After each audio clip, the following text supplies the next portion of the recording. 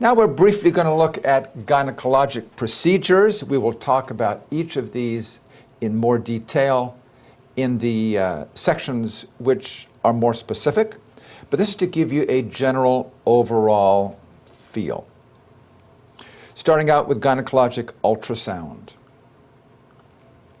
This imaging modality uses low-energy, high-frequency sound waves. Sometimes it is called sono, sometimes it is called sonography, but it is basically the same. It works in a same fashion as radar. Transvaginal transducers can be used, or transabdominal transducers.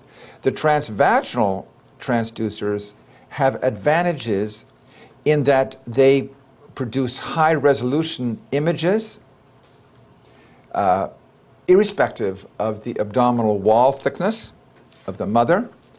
The limitation is that you can only look at lower pelvic masses because of the short focal length. Basically, ultrasound has a trade-off between resolution, and the shorter the focal length, the higher the resolution. The longer the focal length, the lower the resolution. The transabdominal transducers can image the entire pelvis as well as the abdomen, but are limited because you have a longer focal length but lower resolution. Ultrasound works best when adjacent tissues have differing echo densities, particularly fluid tissue interfaces. If you have fluid and then you have the tissue, that junction gives you the best ultrasound detail. This image shows transvaginal ultrasound, and the probe is placed through the vagina, and you can see how it has a pie-shaped image. That is classic for the transvaginal ultrasound. And you can see how it will insonate the pelvic structures and will give you images of unparalleled quality. By rotating the transducer, you can go from anterior-posterior view to a transverse view. This is very helpful when assessing pelvic masses. All right, the next procedure we'll look at is cervical pap smear. Now, we'll talk more about this in the chapter on cervical neoplasia. Cervical pap smear is an outpatient screening procedure for premalignant cervical changes, allowing for early intervention to prevent cervical cancer. Frankly, the whole point of a pap smear is to prevent cervical cancer, not necessarily to identify premalignant changes, because some women with the cervical dysplasia will never progress to cervical cancer. There is an involution which occurs spontaneously. We'll talk about that more later. The pap smear requires 2 specimens, and these are cytologic specimens. The cytologic looks at the cell morphology, not the histology. So these are scrapings of the external layers of the cervix. The area that we're particularly interested in is the transformation zone, also known as the T-zone. The external cervix, or ectocervix, is scraped using a wooden or plastic spatula, rotated against the surface of the transformation zone. I'll show you what that looks like. Then we obtain samples of the endocervical canal. The endocervical canal is columnar epithelium, whereas the external or ectocervix is squamous epithelium. We use a brush or cotton tip applicator in pregnancy to obtain the endocervical cells. So it's important to get both of these. The traditional pap smear specimens are obtained using a spatula and brush, which we just talked about. The cells are smeared onto a glass slide, which are then fixed in formalin, stained, and examined under microscope by a cytologist. I'll show you these pictures in just a moment. The newer method uses a liquid-based pap smear. We still obtain the specimens using a spatula and brush, but instead of smearing them onto a glass slide, they are shaken in a formalin solution, and the advantage is that you shake off, hopefully, all of the cells, and you don't discard them as can happen with the collecting instrument. So advantage of the liquid-based pap smear is air drying artifacts are less likely because you immediately put it into the solution. The cells are spread more evenly on the glass slide surface, and I'll show you what that looks like, thus minimizing unsatisfactory readings, such as ascus, atypical squamous cells of uncertain significance. All right, let's look at the cytological screening of the transformation zone. This is the cervix as you would see it through the vagina, through a speculum, on a girl who is just entering adolescence. The pink area is the stratified squamous epithelium.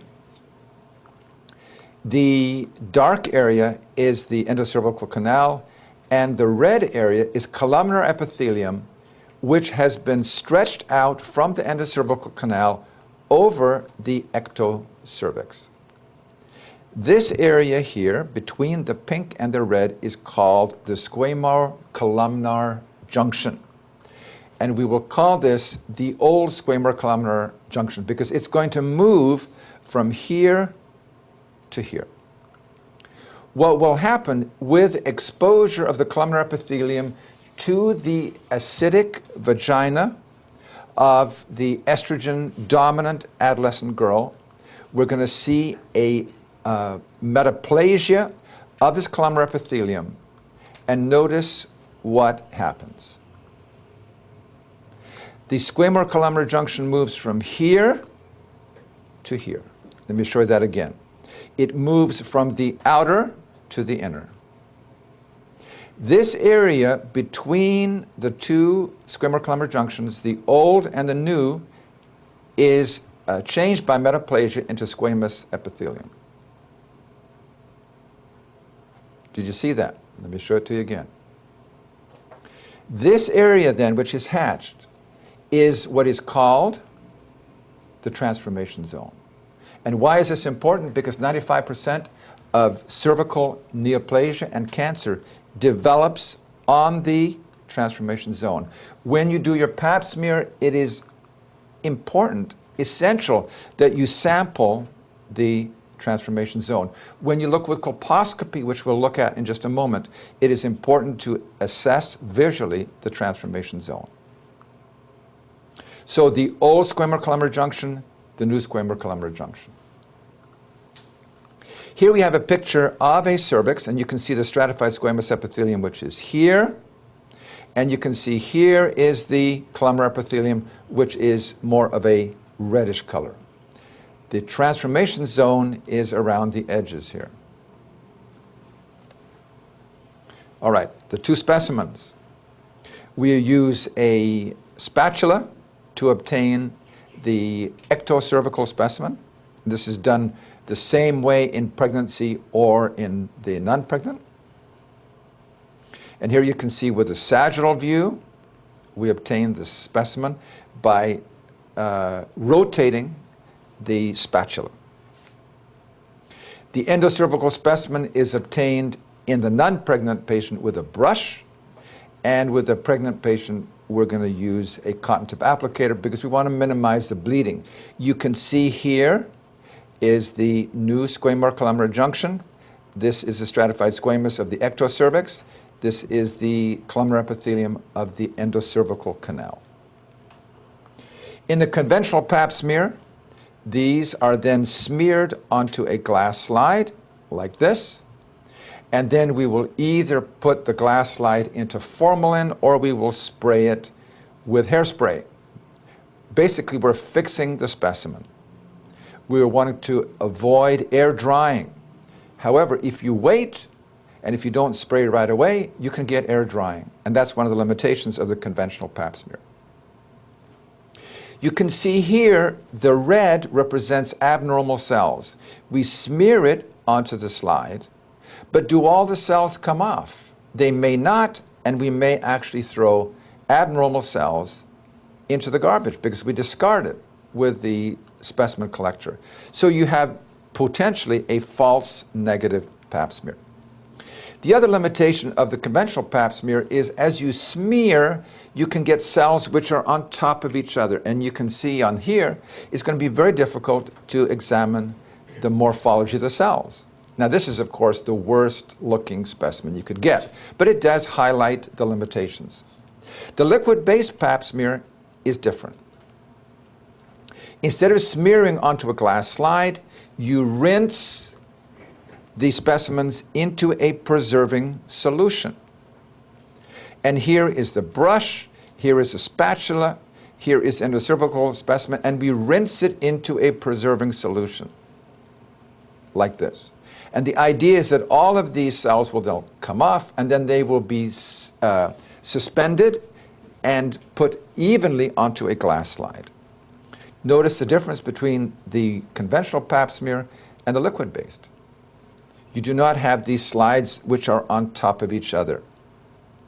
And that will then allow for more accurate reading. The advantages of liquid-based pap smear is you have a monolayer of cells rather than multi-layers. You eliminate air drying because you shake the specimen into the formalin. And this is a major advantage. If you have an ascus, atypical squamous cells of uncertain significance, you can do HPV DNA typing on the residual which is left in this solution, and you can then look to see if you have a 16 and 18 HPV or a 611. The 16 and 18 is at high risk for cervical cancer. The 6 and 11 is not. Colposcopy.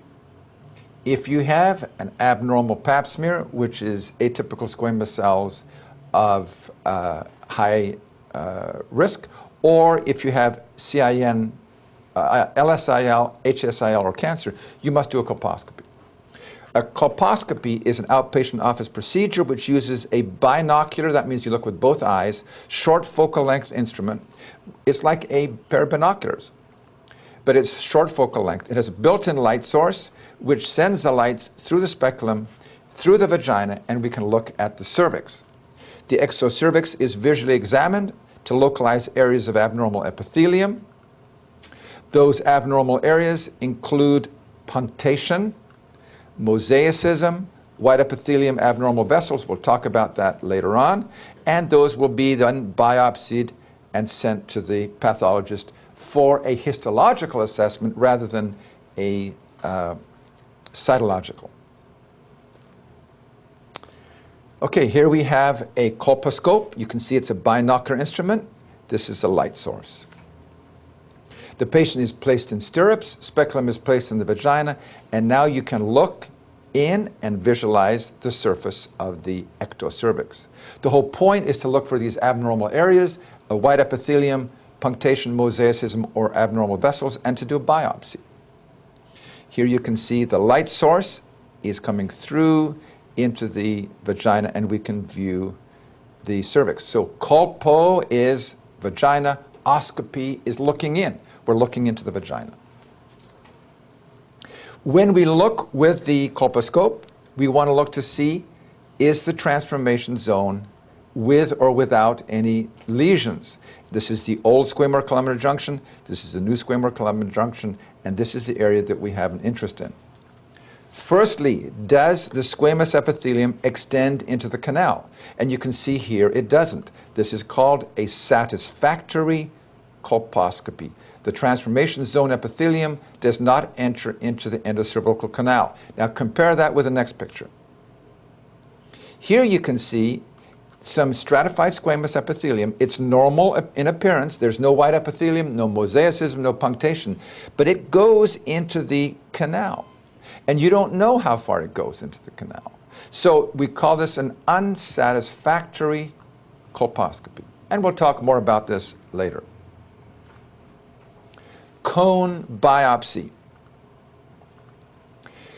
The cone biopsy is also known as a cold knife cone biopsy because it uses a scalpel rather than a hot wire, which is the LEEP.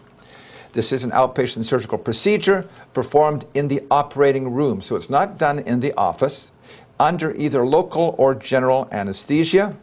A cone-shaped tissue specimen is obtained with a scalpel. So you can have bleeding.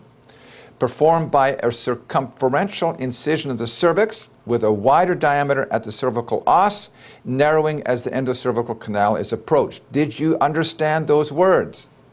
A picture is worth 1,000 words. We'll look at a picture in just a minute.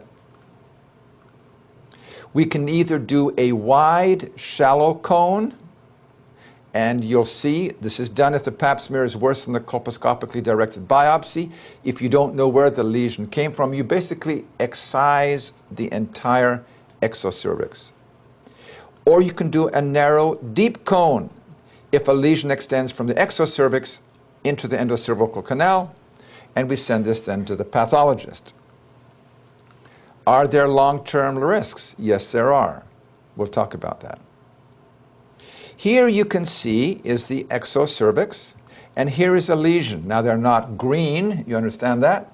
This is just for instructional purposes. Now when you're looking through the vagina here, how far does this green go into the canal? You don't know. You can't see.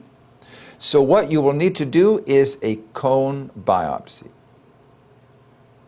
You will cut out a section like this, which is narrow in the proximal end, wider in the distal end. You can see how this looks like a cone.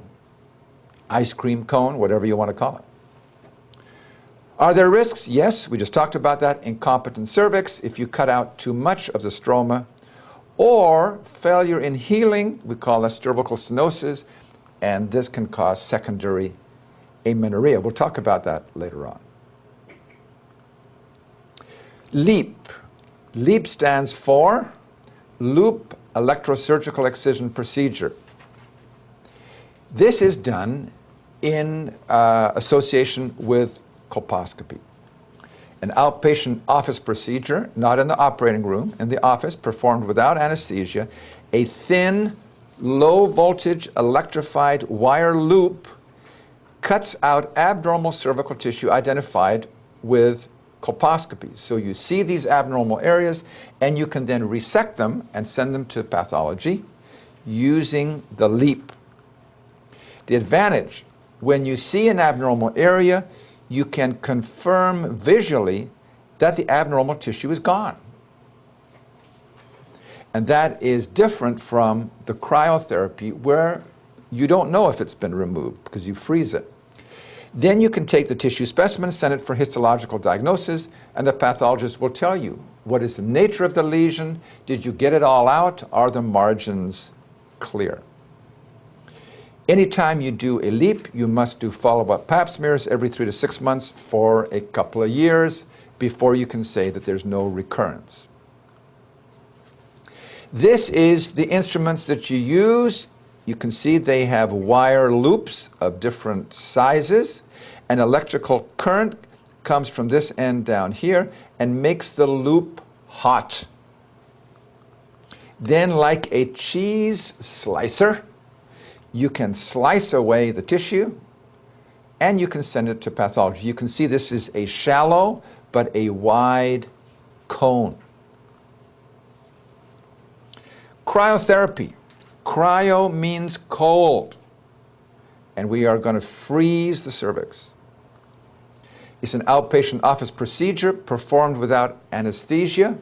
It is similar in that respect to the LEAP.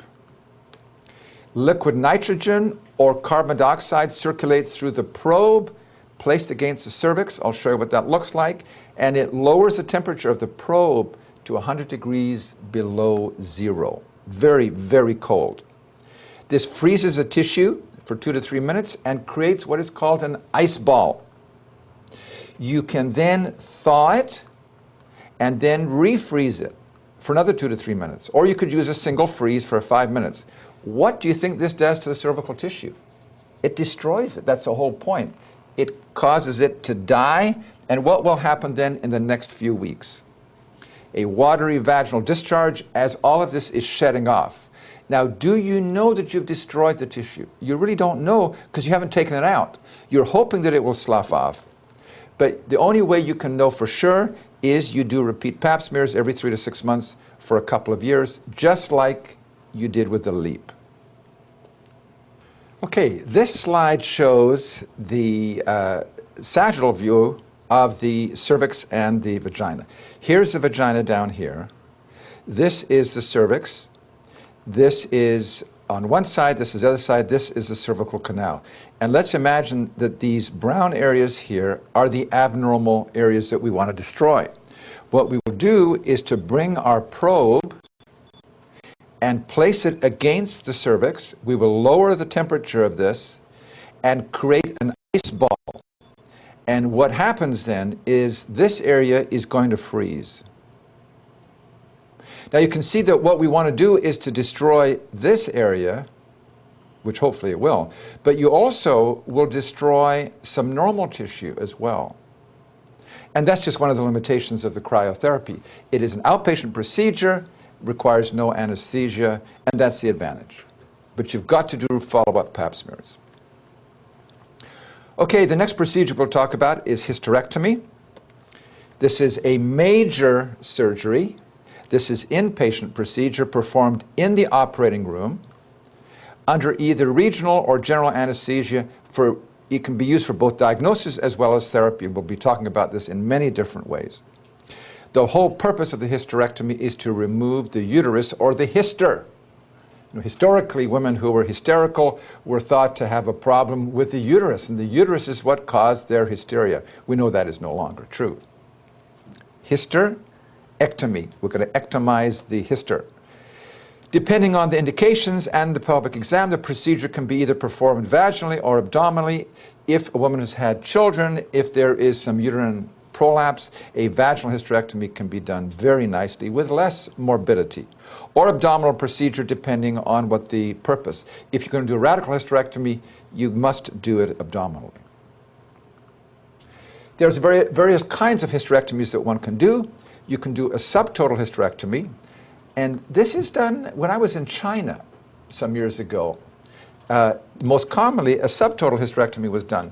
Removes only the corpus of the uterus, leaves the cervix in place, and the reason for this, it was felt that sexual functioning would be enhanced by leaving the cervix in place. In the United States, that is not the belief, and the cervix is usually taken out as well. The subtotal hysterectomy may be done if you have, for instance, the corpus of the uterus is enlarged because of leiomyomas or adenomyosis. And technically, it is difficult to take the cervix out.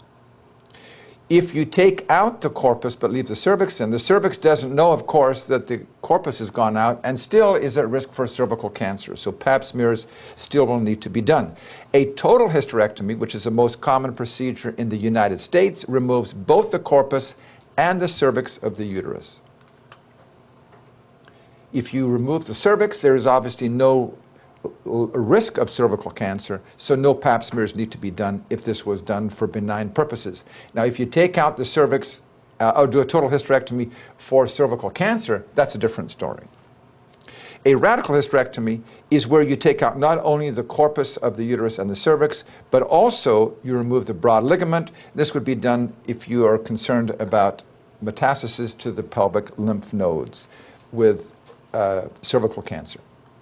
Okay, so here we have the uterus, the ovaries, and the fallopian tubes. If you do a subtotal hysterectomy, this is what is taken out. The corpus of the uterus only, the cervix is left in place. This is a subtotal hysterectomy. Pap smears need to be continued. If you do a total hysterectomy, you leave the ovaries and tubes, you take out the corpus of the uterus and the cervix.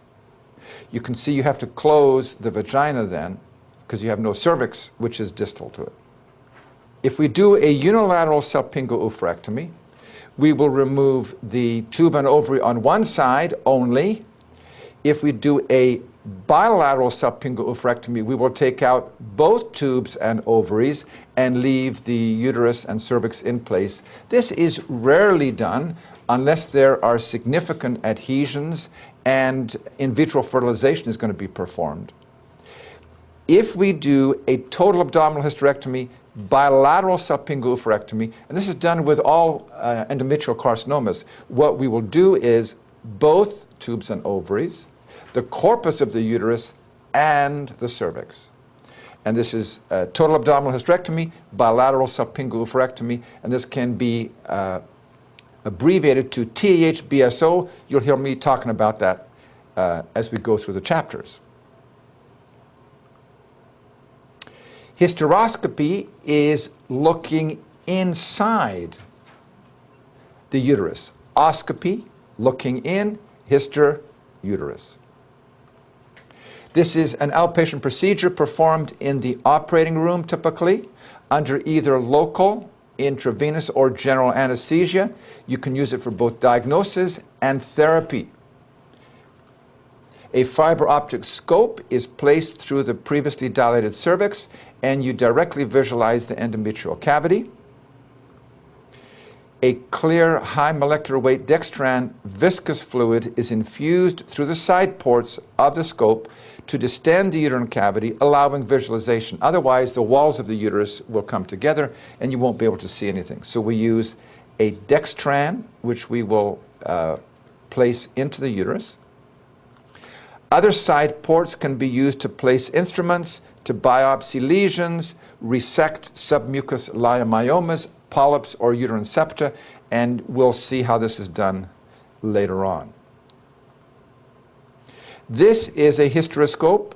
This is where you look inside, and you can see we have different ports here, here, or here.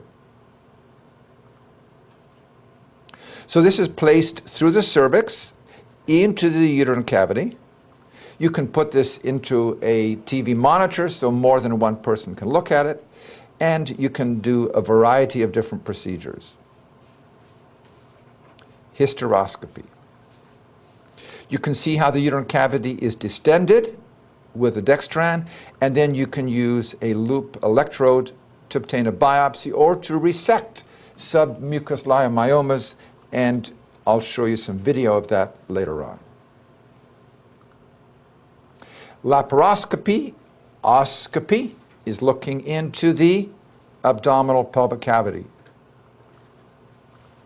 This is a minor outpatient surgical procedure performed in the operating room under general anesthesia. And the reason you use general anesthesia is because you want to get good relaxation of the abdominal wall. You can use this for diagnosis, and we'll talk about that in just a minute, as well as therapy if you're going to be resecting or removing organs. The pelvic abdominal cavity is insufflated or distended with pressurized carbon dioxide. It distends the abdomen and lifts the abdominal wall away from the viscera, so when you put in your instruments, you're not going to perforate into vessels or organs. A fiber optic scope is then placed through a port, which is placed through the umbilicus. This is typically where we place it, to visualize and to examine the pelvis and abdomen. This is used for general surgery for removing organs such as the gallbladder. In gynecology, we will use it for both diagnosing and treating causes of chronic pelvic pain. We'll talk about this at some length. Endometriosis, adhesions from chronic PID. If you have an advanced ectopic pregnancy, you can remove that using a laparoscopy. And if there are adhesions of the tube, of the fimbria with infertility, you can use laparoscopy as well. And here you can see the scope which illuminates. You can see how the abdominal wall is extended away from the viscera, and then you can use various ports to do your procedures. Hysterosalpingogram, which is often abbreviated to HSG, is an outpatient diagnostic radiologic imaging procedure performed without anesthesia. A cannula is placed in the endocervical canal, and radio-opaque fluid is injected into the uterine cavity, allowing assessment of the uterine malformations which may be there, uterine septum, bicornuate uterus, or whatever. Also, the dye goes in through the uterine cavity into the tube, and you can observe the tubal anatomy to see if there's any pathology. Also, is the opening from the tube at the fimbria, is it patent? Will dye spill into the pelvic cavity? Here we can see is a picture of hysterosalpingogram.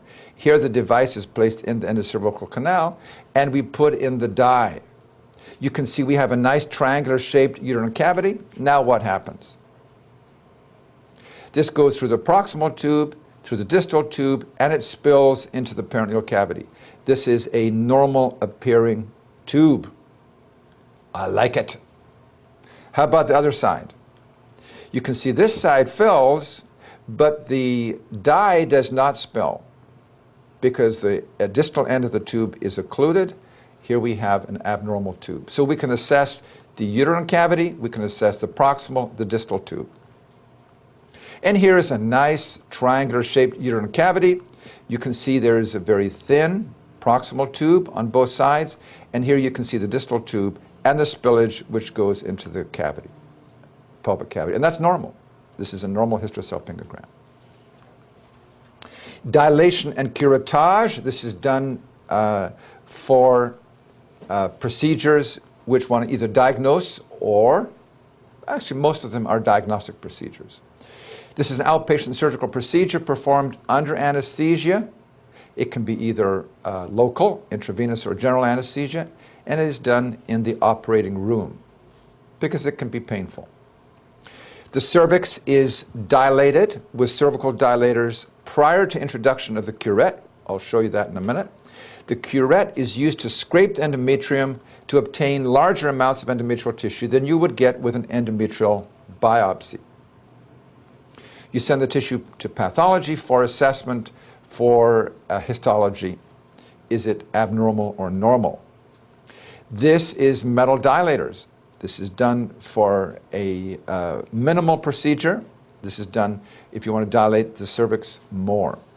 This is the instrument which is used to scrape the uterine cavity. This is called a curette, a sharp curette. This will take a specimen of the endometrial lining. And here you can see how it is placed into the uterus and is then pulled backward and removes the specimen. Endometrial biopsy.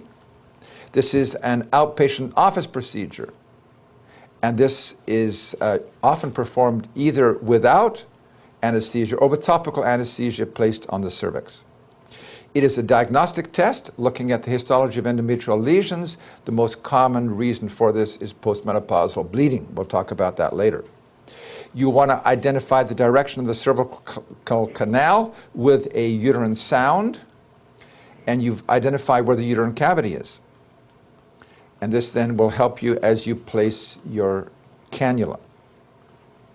A hollow suction cannula is then placed into the uterine cavity. Suction is applied as the cannula is rotated. Now you don't get out as much tissue as you would with a DNC, but you get enough, hopefully, to have a histologic diagnosis. So when the cannula is removed, the retrieved tissue is placed into formalin and sent to pathology. This is the distal end of our instrument. You can see it has an opening. We will place this into the uterine cavity. We will withdraw the piston. It will create a suction, and then you rotate this around.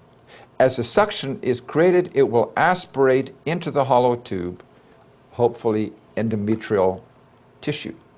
You're not going to get a huge amount of it, but if you have a generalized process, you don't need to have a lot to make a diagnosis. Vulvar biopsy. This is a minor outpatient office procedure performed under local anesthesia. It is a diagnostic test looking at the histology of vulvar lesions, and any vulvar lesion of uncertain identity should be biopsied. You can either use a punch biopsy or a scalpel. The punch biopsy is very nice and convenient, and it looks like this. This is an illustration of the punch biopsy of the vulva. We use a hollow, sharp instrument like this. They come in various sizes. As you rotate it and hold it against the abnormal tissue, it will get a core, which can then be removed. If there is any bleeding from the site, you then put some silver nitrate. You don't even have to suture it closed. It will close on its own. And you have a tissue specimen. punch biopsy of the vulva. Mammography. This is an outpatient office procedure. It is performed by radiology. It can be either a screening test for breast cancer on asymptomatic women, or if a woman has a lesion which is identified by clinical examination, it can also be a diagnostic test. The risks: ionizing radiation exposure, and that's always the concern because there is radiation exposure. But you can see it is very low. It is the same as an average background radiation, which you would get in 3 months. So it's a very low level. The screening mammography, 2 views are taken of each breast.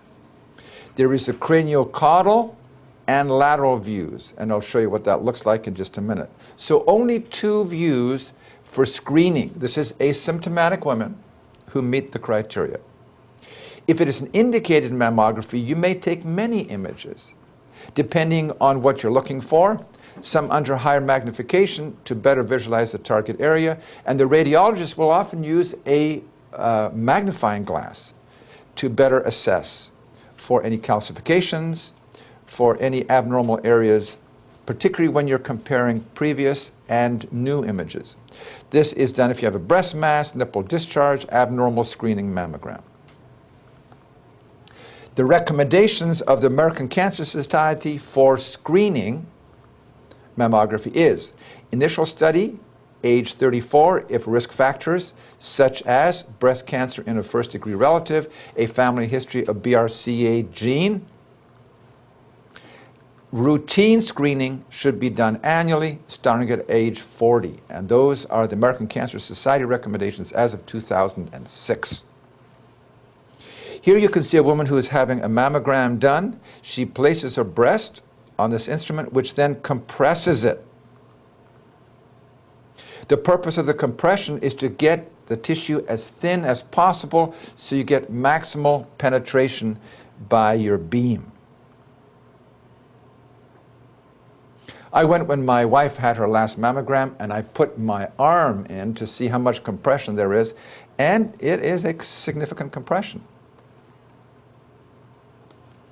There are 2 views which are done, a lateral and a craniocaudal view. Here you can see is a breast mass. So there are the 2 views which are done. This one shows the dense breasts with microcalcification. That is the end of gynecologic procedures.